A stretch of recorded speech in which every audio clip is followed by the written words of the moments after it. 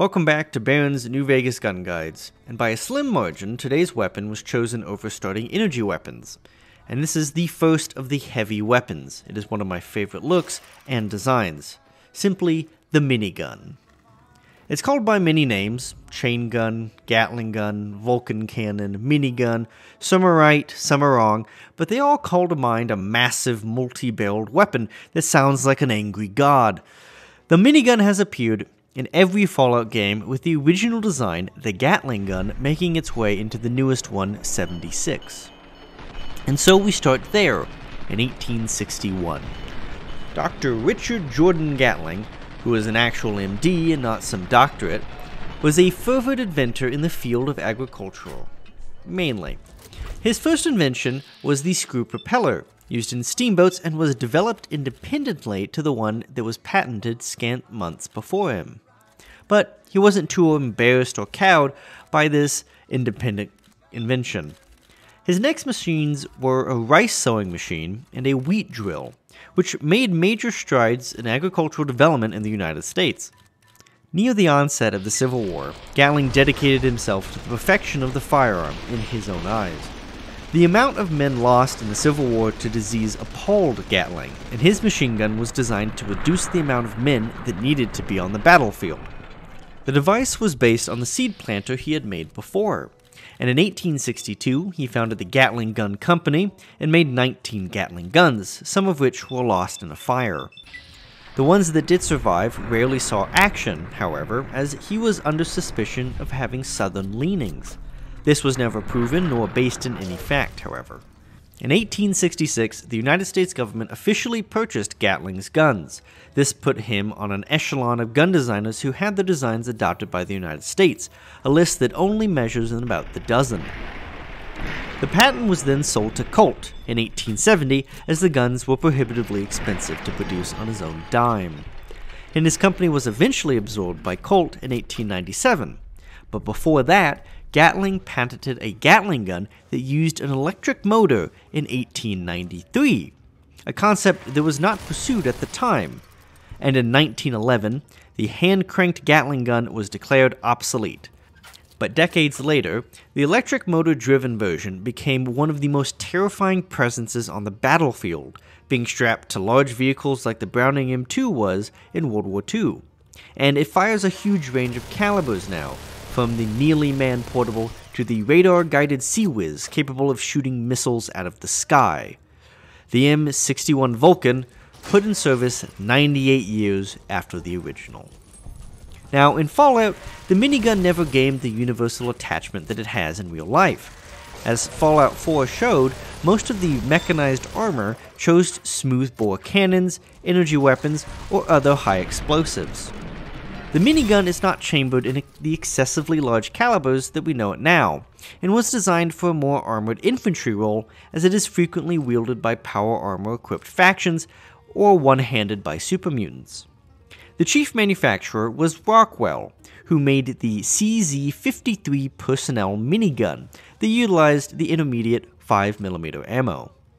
Unlike a real minigun that could shoot upwards of 6,000 rounds per minute, the CZ-53 was somehow capable of shooting 60,000 rounds per minute, a tenfold increase and a mind-melting amount of lead.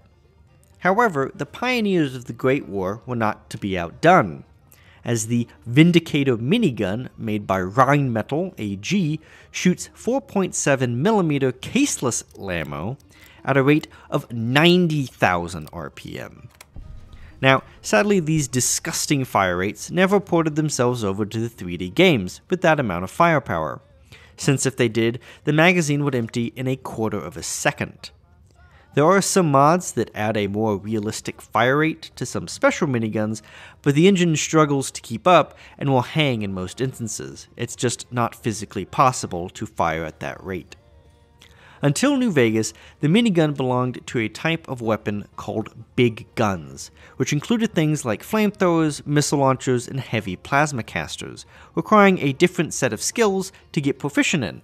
But in New Vegas, it is now wrapped in with guns. Throughout the Fallout games, most miniguns have been chambered in 5mm, but there are a few that are a bit more esoteric. The MEC Gauss minigun is probably the weirdest, and featured with the other 2mm Gauss technology in Fallout Tactics.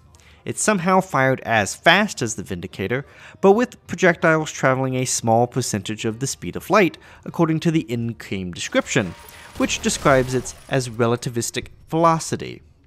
Obviously, the minigun, while not upscaled to the same extent as real life, is powerful stuff, and was obviously quite capable as an anti-everything weapon in the Great War and beyond. As the first heavy weapon we are looking at, it will be a different beast. At 12 damage a shot, it's not exceptional, but it fires 20 shots per second, a solid 980 shots per second less than its Fallout 1 incarnation of the Rockwell CZ53. It's still a strong DPS of 240, and with a magazine of 240, it lasts 12 seconds with a 4-second reload. The sustained DPS is 180, which is still respectable. It has a small windup before firing, unlike most other weapons, and it is longer than most miniguns in real life.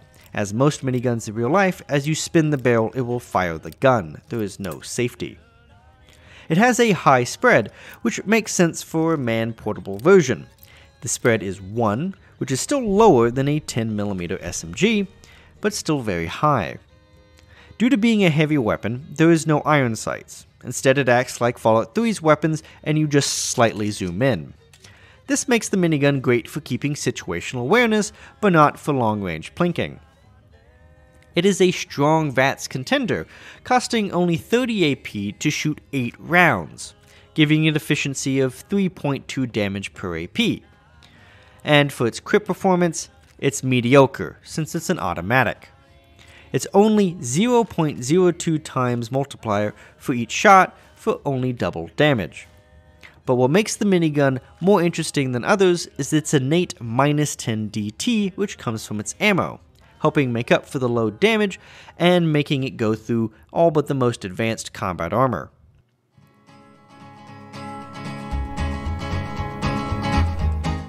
Now, for a big weapon, you can expect a big price tag.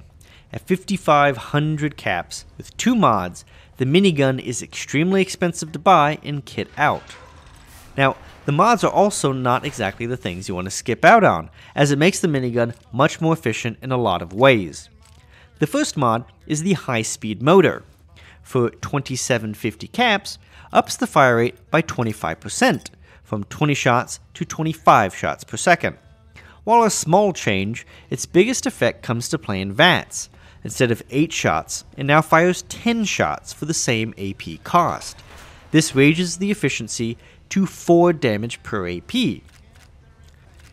The second mod is cheaper, at a flat 2,000 caps, and it is the damped subframe. This lowers the spread to 0.65, which makes a massive change to how far it can reach consistently. All in all, it is 10,250 caps to get the tricked out and superior minigun, a price point that is hard to stomach for most.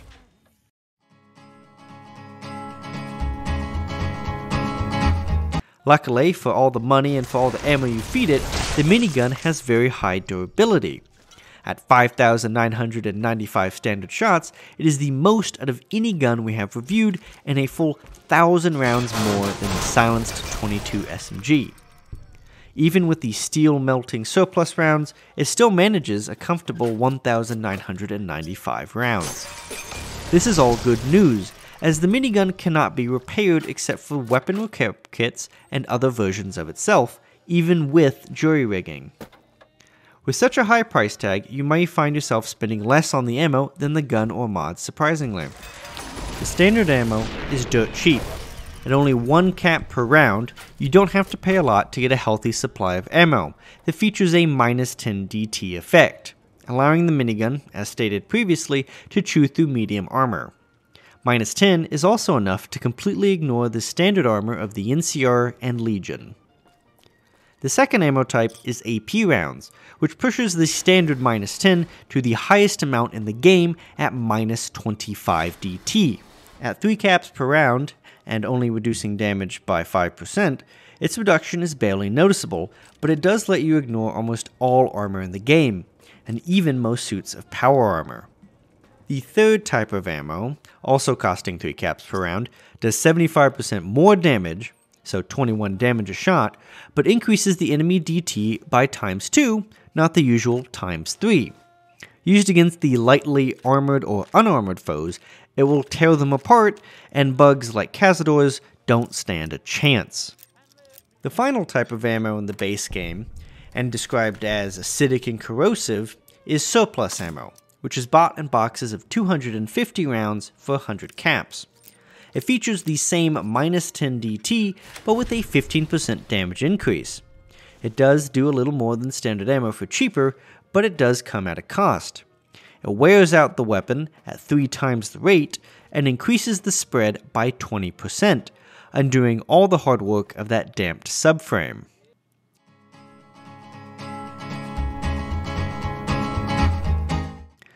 Now, no matter how you use the minigun, each of the ammo types actually have a use in certain situations and are at a price point that doesn't ruin your bank in moderation. As for the requirements, the minigun requires the most out of you. At a strength of 10, you almost always need power armor to use it effectively, and with a gun skill of 100, you have to focus on being able to use the minigun. It is the complete polar opposite to the BB gun, especially as it is the second heaviest weapon in the game at 25 weight. Now, luckily for all the cheapskates in the Mojave, there is a fabled Rockwell minigun unlike any other in the Mojave. The Rockwell CZ57 Avenger minigun. Which is originally the version featured in Fallout 2 over the CZ53. It now has a new lease on life in New Vegas. It shows off all the advancements they made to replacing the aged CZ53 at the time of the Great War.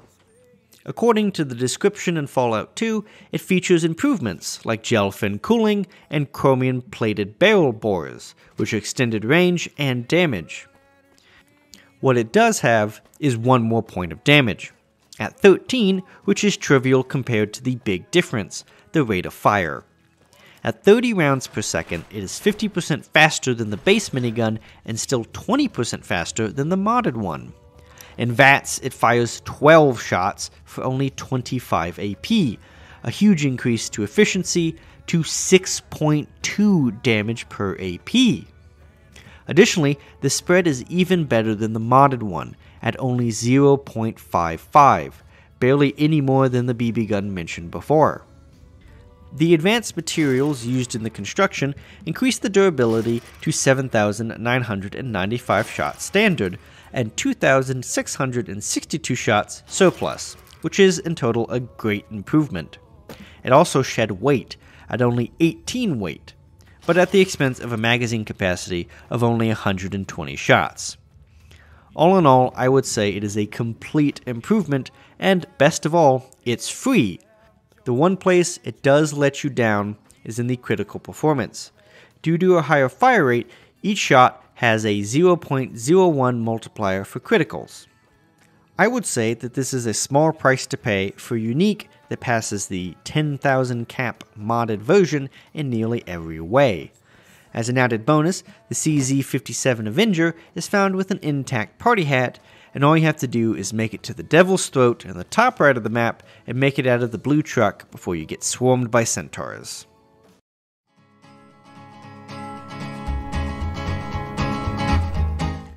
Now, where to find the normal minigun?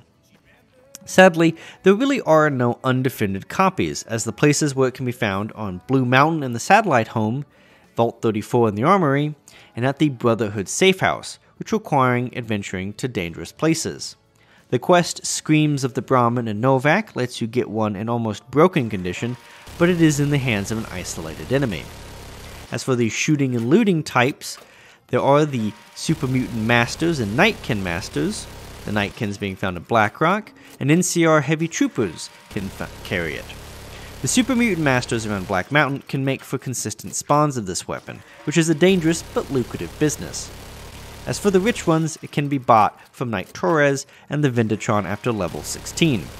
If you hoof it all the way to the Devil's Throat, then the CZ57 is by far the best route to go. There's even a super mutant spawn nearby that can be used to test and get replacement parts for this venerable minigun. The minigun in Fallout is a gun that has captured the imagination of people both in and out of the universe. The sound, the speed, the look, are all aspects the minigun has always had ever since Gatling's gun rolled onto the battlefield. A conversion of a seed spreader that has become the foundation of so many weapon systems. It is an enduring and simple design that sounds like the tearing of metal and fires like lightning. No matter how you cut it, it is an awe-inspiring weapon that has become the gun of many fated persons of the waste.